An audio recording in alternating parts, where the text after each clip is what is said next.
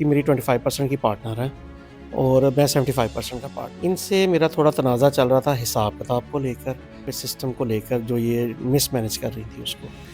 मैं इनसे बार-बार कहता रहा हूँ कि इसको चीज़ों को ठीक करें, इनको लाइन अप करें, चीज़ों को जो हमारे कंसर्न हैं, उनको क्लियर करें। तो इनसे मैंने कहना शुरू किया लेकिन इन्होंने अभी तक उसका कुछ नहीं किया था। हत्ता कि यहाँ तक नौबत आ गई। अस्सलामुअलैकुम नाज़रीन, मैं हूं ज़ुहैब हाशमी। नाज़रीन, फैसलाबाद से कुछ रोज़ पहले एक सीसीटीवी फुटेज वायरल होती है जिसमें ये देखा जा रहा है कि एक शख्स एक खातून पर थप्पड़ मारता हुआ नजर आ रहा है। ये वीडियो बड़ी तेजी से वायरल हुई और इस पर जो है सोशल मीडिया सार्फिन ने अपने तबसरे भी दिए और अपने अपने जो है राय देते हुए मुख्तलिफ सवालात ने जन्म लिया। इन्हीं सवालात के साथ आज मैं उन शहरी के साथ मौजूद हूँ जो उस वीडियो में नजर आ रहे हैं थप्पड़ मारते हुए। ये क्या सिलसिला था, थप्पड़ों तक बात कैसे पहुंची, वो क्यों इस तरह से मामलात जो इतनी तल्ख कलामी हुई कि फिर थप्पड़ों से बात आगे बढ़ती चली गई। इनसे बात करते हैं। मेरे साथ मियां मुदस्सर साहब मौजूद हैं। अस्सलाम वालेकुम जी। वालेकुम अस्सलाम जी। कैसे हैं आप? अल्हम्दुलिल्लाह हम ठीक-ठाक बेहतरीन। अच्छा, मुझे ये बताइएगा कि क्या मामला हुआ, एक खतून पर थप्पड़ बरसा दिए, सोशल मीडिया पर चर्चे हो रहे हैं, आपके ऊपर जी। सवालात मुख्तलिफ जन्म ले रहे हैं। यार बात सिर्फ़ इतनी है कि थप्पड़ों तक बात जो आपने अभी कही है ना, कि थप्पड़ों तक पहुँचने से पहले क्या चीज़ें देखनी ज़रूरी थी यहाँ पर। उसमें मैं आपको सिंपली बता देता हूँ शॉर्ट फॉर्म में कि ये बेसिकली मेरी 25% की पार्टनर है और मैं 75% का पार्टनर हूँ, जिसमें मेरे साथ मेरे 2 भाई भी शामिल हैं। इनसे मेरा थोड़ा तनाज़ा चल रहा था हिसाब-किताब को लेकर और वहाँ पे सिस्टम को लेकर जो ये मिसमैनेज कर रही थी उसको। मैं इनसे बार-बार कहता रहा हूँ कि इसको चीज़ों को ठीक करें, इनको लाइन अप करें, चीज़ों को जो हमारे कंसर्न हैं, उनको क्लियर करें। जो हिसाब-किताब में हमें डाउट आ रहा है, उसको क्लियर करें। ये टाइम लेती रहती थी, कभी आज, कभी कल, कभी परसों, लेकिन वो दिन नहीं था आ रहा। मुसलसल वो दिन नहीं आ रहा था। आप हिसाब लगाएँ 9 जनवरी को ओपनिंग हुई है। 9 जनवरी से पहले का मैंने इन्हें कहना शुरू कर दिया था कि ना मुझे थोड़े लेजर देना शुरू करें जो आप इन्वेस्टमेंट मेरी लगा रही हैं। क्योंकि मैंने तो इन्हें कैश की सूरत में दिए पैसे सारे, बैंक ट्रांज़ैक्शंस की सूरत में। अब वो स्पेंडिंग कहाँ हो रही थी, वो ये कर रही थी अपनी मर्ज़ी से।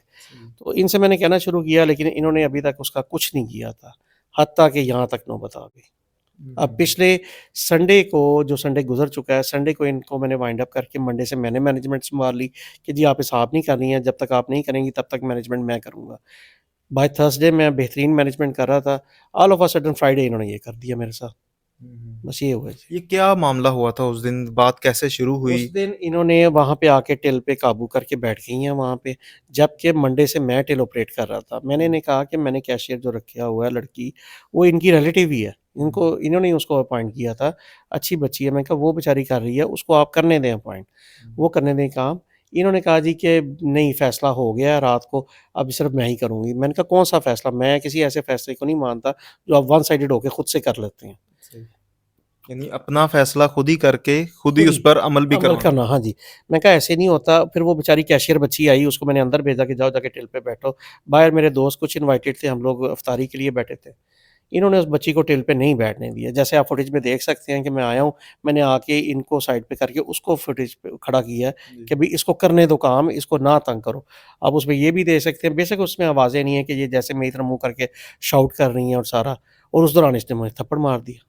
अच्छा, वो सोशल मीडिया पर जो है मुख्तलिफ प्लेटफ़ॉर्म पर राय देती हुई नज़र आती हैं, तो ये इल्ज़ाम लगा रही हैं कि गालियाँ देनी शुरू की थी मुदस्सर साहब ने, फिर उसके बाद मेरी बर्दाश्त ख़त्म हुई, मैंने हाथ उठा दिया।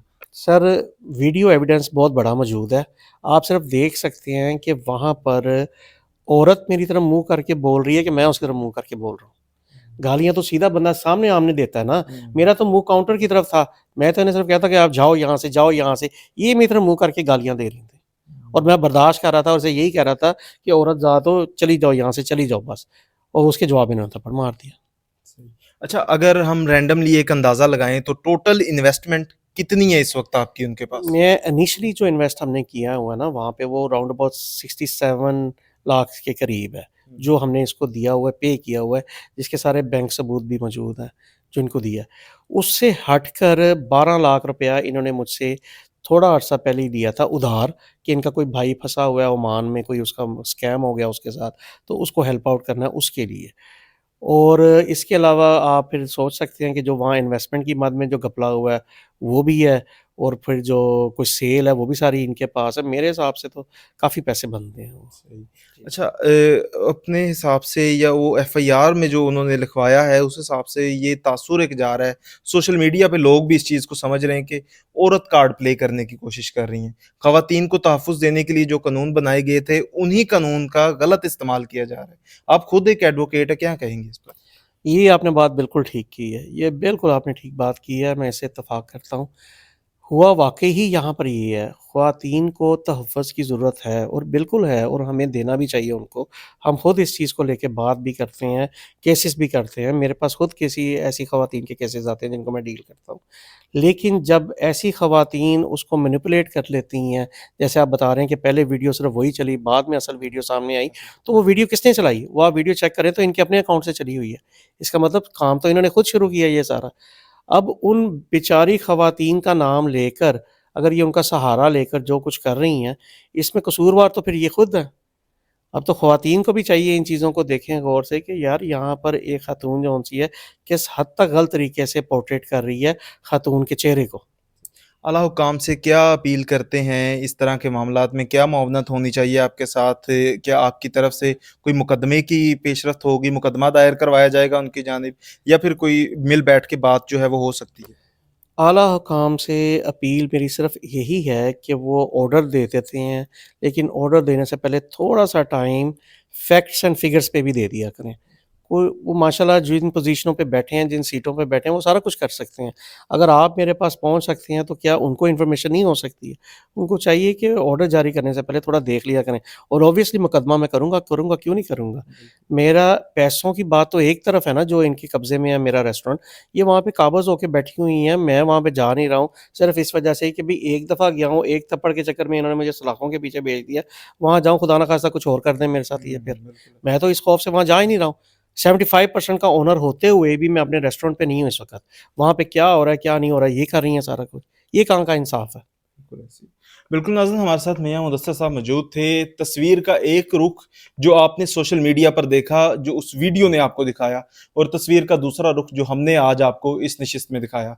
फैसला अब आपने करना है कि गलती किसकी थी, उसकी जिसकी 25% इन्वेस्टमेंट है या फिर उसकी जिसकी 75% इन्वेस्टमेंट है और अपने हक लेने के लिए जो है वो अपना हक नहीं ले पा रहा, घर बैठा है। इसी के साथ मुझे इजाज़त दें। अल्लाह निगहबान।